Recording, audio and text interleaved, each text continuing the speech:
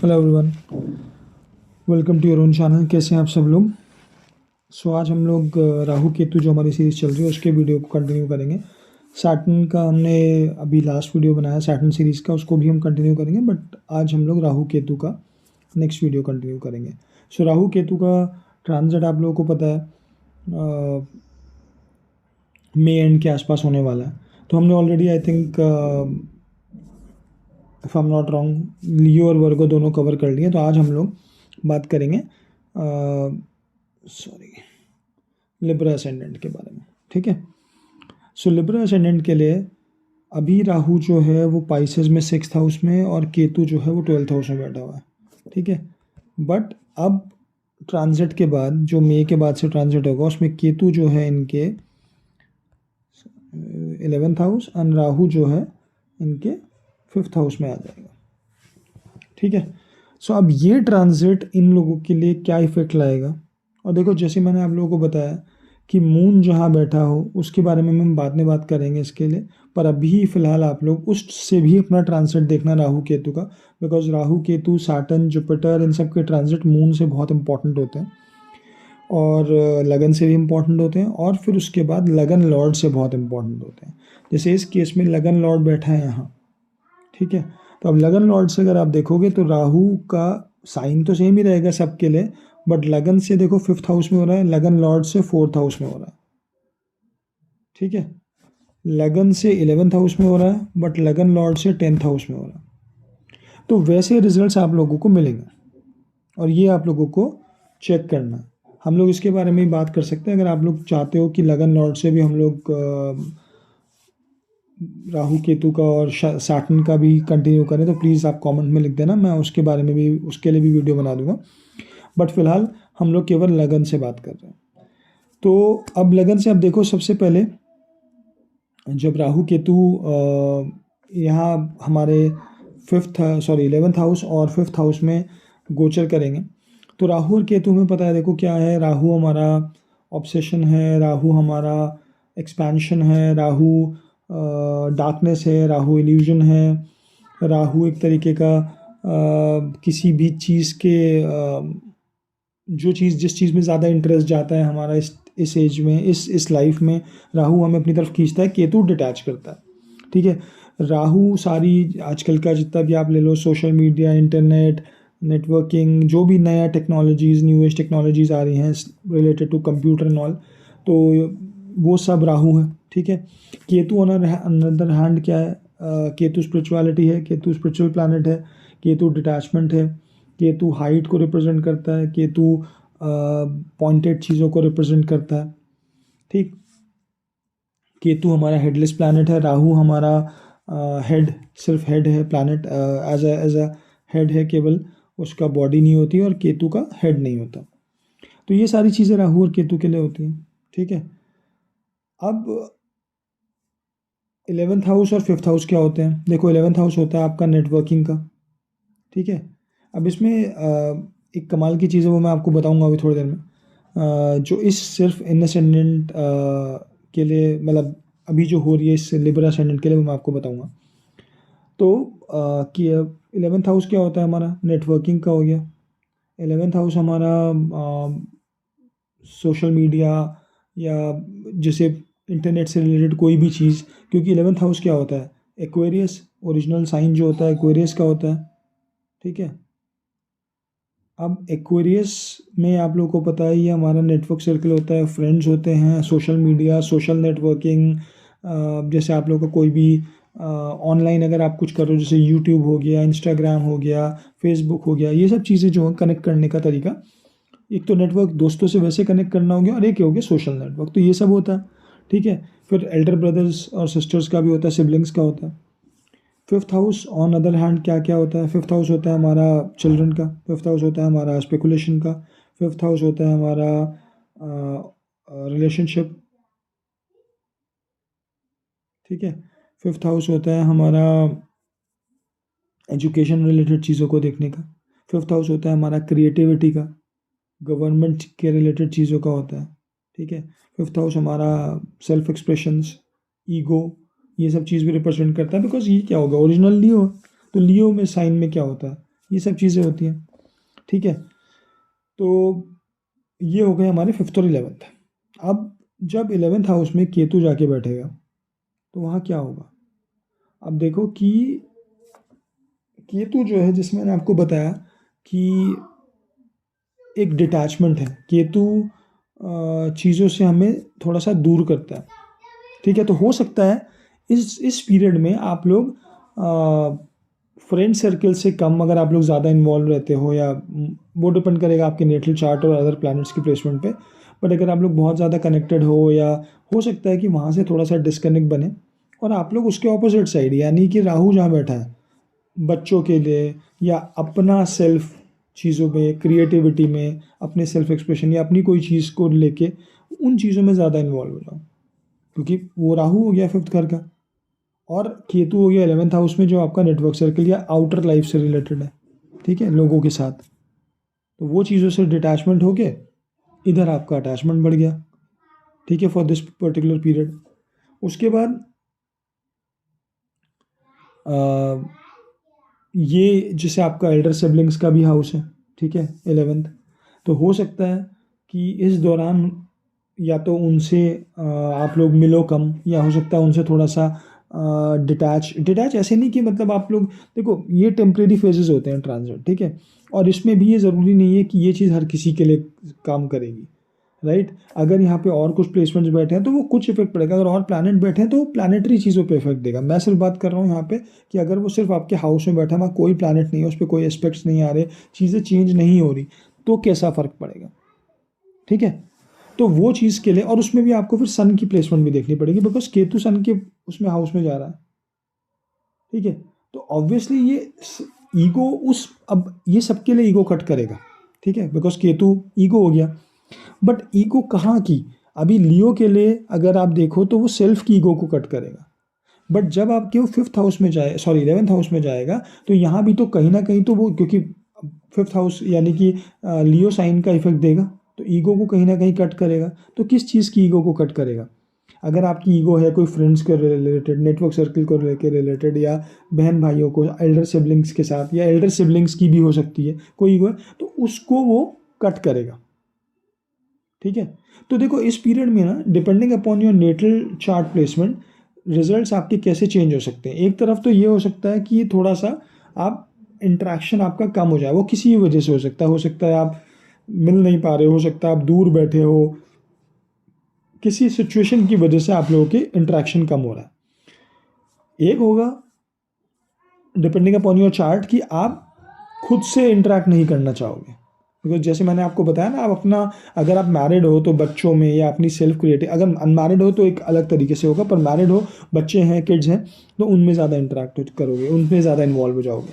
तो Elder sibling से आप हो सकता है थोड़ा सा आप डिस्कनेक्ट हो जाओ अपने आप। बट ये टेम्परेरी फेज होगा, इससे ये मतलब नहीं है कि उनके साथ आपके कोई रिलेशनशिप्स खराब हो रहे हैं, राइट।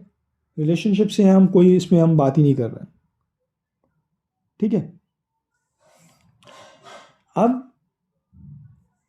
इसमें एक चीज़ है जो मैं आप लोगों को बताना, अच्छा ठीक है, पहले ठीक है, ये तो केतु से रिलेटेड चीज़ें हो गई, ठीक।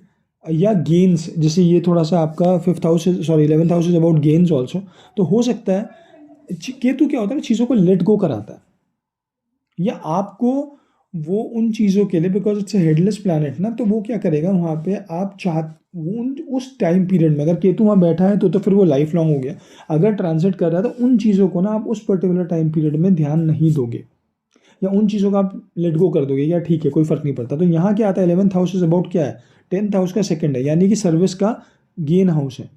तो यानी कि प्रमोशंस, रिवॉर्ड्स, या इस टाइप की कोई चीज़ है ना, तो आपको ऐसा होगा कि इस पीरियड में ऐसा हो सकता है, not necessary for everyone, but ऐसा भी हो सकता है कि अगर आपको गेन्स, प्रमोशन या रिवॉर्ड्स, आई एम सॉरी, या कोई भी रिलेटेड आप लोग के ऑफिस से आपको उसका रिकॉग्निशन मिलना नहीं भी हो रहा है, तो भी आपको कोई फ़र्क नहीं पड़ेगा, बिकॉज अभी आप एक केतु वाली जोन में होंगे, and being a headless planet, वो आपको ये चीज़ों का करेगा कि आप उसको करोगे कि ठीक है नहीं मिल रहा है, okay, I want to enjoy some other things. और वो क्या होगा, वो 5th हाउस के रिलेटेड होगा। हो सकता है आप रिलेशनशिप में, अगर आप अनमैरिड हो तो आप रिलेशनशिप्स में ज़्यादा इन्वॉल्व हो जाओ, आपका कोई नया रिलेशनशिप शुरू हो जाए, आप उसमें टाइम ज़्यादा देने लगो, आप यहाँ फ्रेंड से डिस्कनेक्ट हो जाओ अपने करियर की चीज़ों को या एक प्रोग्रेस को लेके। मैं यहाँ नेगेटिव सेंस की बात नहीं कर रहा हूँ, मैं आप लोग को सिर्फ ऑप्शंस बता रहा हूँ। So please don't get into specifics कि ऐसा ही होगा, ठीक है।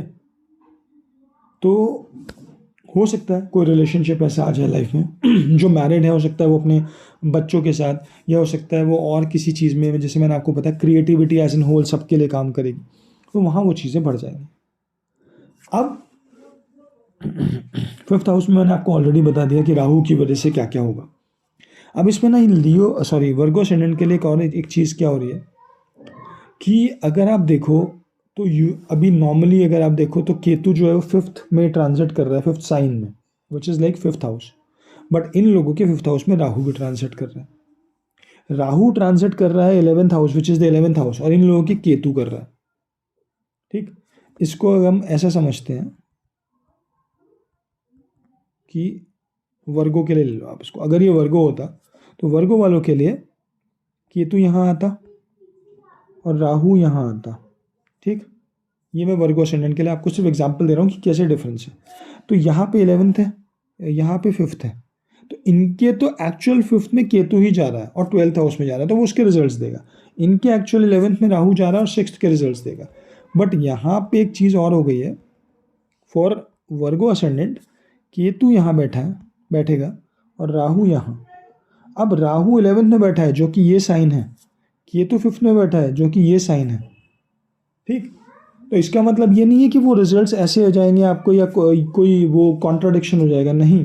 मैंने आपको बताया ना कि केतु अगर 5th हाउस रिलेटेड चीज़ों में ईगो को लेट गो करेगा तो किस चीज़ की, आपके सिबलिंग्स से, आपके ये करियर रिलेटेड गेन्स को आप छोड़ोगे कि ठीक है यार it's okay let it go, मेरे को फिर कभी मिल जाएगा, या फ्रेंड्स के साथ, ठीक है, आपका नेटवर्किंग में, वहाँ पे राहु अगर आपके 5th हाउस में बैठा है, ठीक है, यहाँ पर बैठ के वो अब 11th हाउस में भी बैठा है, 11th साइन में बैठा है ना, क्योंकि 11th साइन यहाँ पड़ गया आपका 5th हाउस में। तो राहु यहाँ आके आपको क्या करेगा कि जो आपका एक नेटवर्किंग है या आपका एक ये मान लो कि इंटरेक्शन है ज़्यादा, जैसे मैंने आपको बताया, वो बच्चों की तरफ ज़्यादा जाएगा। या अगर आप मैरिड नहीं हो तो हो सकता है रिलेशनशिप्स में जाए, या आप क्रिएटिविटी में पूरा इन्वॉल्व हो जाओ, जो कि 5th हाउस का है। बट 11th साइन क्या करा रहा है उसमें, 11th साइन आपको राहु, बिकॉज 11th क्या होता है, एक्वेरियस जो होता है राहु और सैटर्न दोनों से गवर्न होता है, तो यहाँ पर राहु की एनर्जी और बढ़ जाएगी। तो हो सकता है ये कमिंग ईयर में आप मतलब ये मई के बाद से आप हो सकता है अपनी कोई भी ऐसी चीज़ जो आपका रिलेटेड है 5th हाउस से, उसमें ज़्यादा इन्वॉल्व रहने लगो। अगर आप लोग पढ़ रहे हो तो हो सकता है आप उसमें पढ़ाई में कोई क्रिएटिविटी ले आओ, या पढ़ाई में कोई ऐसी चीज़ करो कि पढ़ाई में ही इन्वॉल्व होते चले जाओ, आपका उधर ज़्यादा दिमाग चला जाने लगे, ठीक है। रिलेशनशिप में राहु आ रहा है तो हो सकता है, अब ये बहुत ही जनरल है पर मैं फिर भी आप लोगों को बोल रहा हूँ कि हो सकता है क्योंकि आजकल नॉर्मली ऐसा होता है, कोई बहुत बड़ी बात नहीं है। Relationship with different caste person, religion भी डिफरेंट हो सकता है, या ये भी हो सकता है कि फॉरेन से कोई रिलेटेड भी हो किसी के, नॉट विद एवरीवन, ठीक है। तो वो चीज़ें भी हो सकती हैं आपकी, ठीक। तो ये राहु केतु आप लोग को यहाँ बैठ के रिजल्ट्स देंगे। अब देखो इनको आप मॉडिफाई नंबर ऑफ तरीके से कर सकते हो, जैसे मैंने आपको बताया मून से कर सकते हो, लगन लॉर्ड से कर सकते हो, तो वो सब चीज़ें तो आएंगी पिक्चर में, ठीक है। तो वो आप नंबर या जो प्लैनेट्स अगर यहाँ पे कुछ बैठे हैं उनके हिसाब से, दशा क्या चल रही है उसके हिसाब से आप इसको मॉडिफाई करोगे, ठीक। अब एक और चीज़ की बात कर लेते हैं कि एस्पेक्ट्स नहीं बट ट्राइन, जैसे मैं हर बार आपको बोलता हूँ, ठीक है। तो अगर आप ट्राइन देखोगे तो राहु अगर आप देखोगे तो आपका 1 2 3 4 5, एक तो ये 9th हाउस, ठीक है, और आपका लगन, ये 2 आ गए। केतु में देखोगे तो आपका 3rd हाउस और आपका 7th हाउस, ये 2 आ गए। अब आप लोग ना इसके रिजल्ट्स भी मिक्स करोगे, या यहाँ जो प्लैनेट्स बैठे हैं उनके हिसाब से।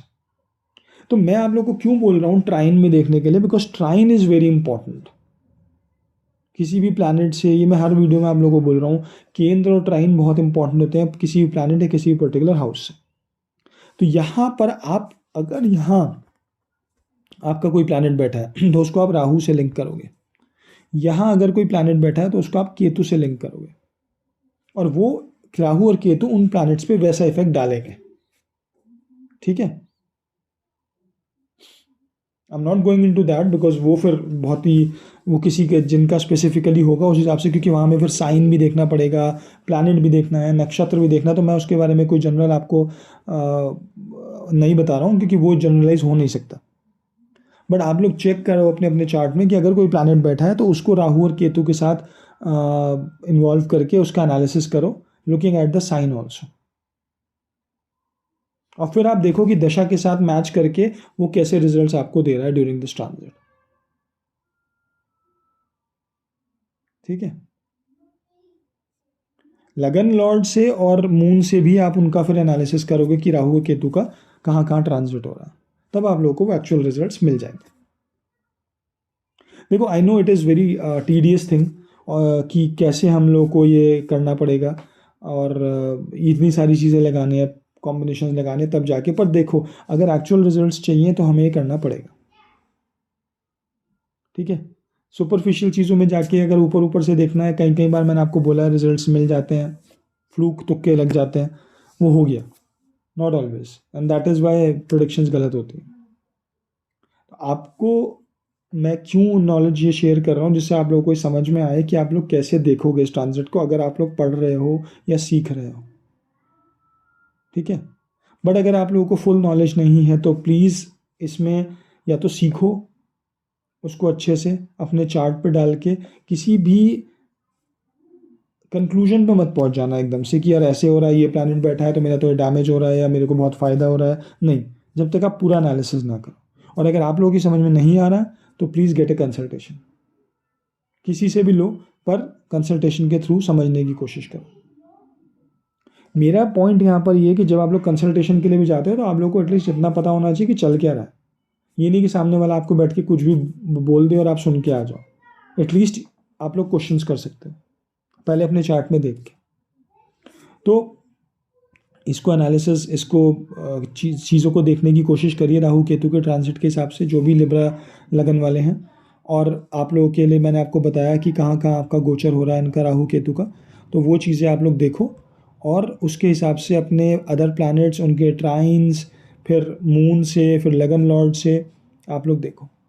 और हाँ, अगर आप लोग को लगन लॉर्ड से भी, जैसे मून से तो मैं बनाऊंगा वीडियोस राहु केतु के ट्रांजिट की भी, जैसे मैं सैटर्न सीरीज़ चल रही है, बट अगर आपको लगन लॉर्ड से भी चाहिए, सैटर्न का भी और राहु केतु का भी, तो प्लीज़ कमेंट सेक्शन में मुझे बता दें, मैं उनके भी वीडियोस, उसका भी एक सीरीज़ डाल दूंगा आगे जाके, बिकॉज लगन लॉर्ड से बहुत इंपॉर्टेंट होता है।